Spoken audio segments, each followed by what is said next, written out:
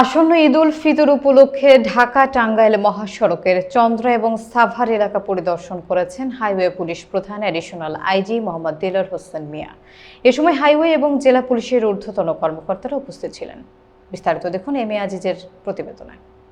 Highway police প্রধান জানান, ঈদ যাত্রা নির্বিঘ্ন করতে 4000 পুলিশ সদস্যের সমন্বয়ে 820টি টহল দল এবং 300টি চেকপোস্ট কাজ করছে। যান চলাচল মনিটরিংয়ে talking drone, motorcycle patrolling, quick response team, গোয়েন্দা নজরদারি এবং সেন্ট্রাল কমান্ড সেন্টারের মাধ্যমে মহাসড়কের পরিস্থিতি পর্যবেক্ষণ করা হচ্ছে।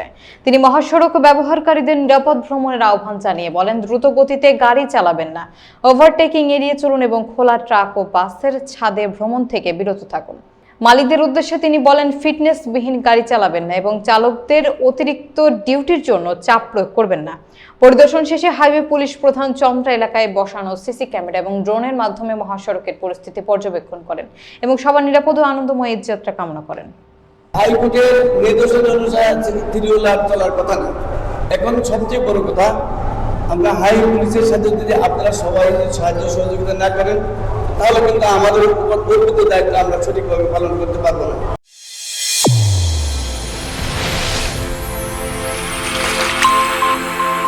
চ্যানেল A1 হৃদয়ের স্পন্দন।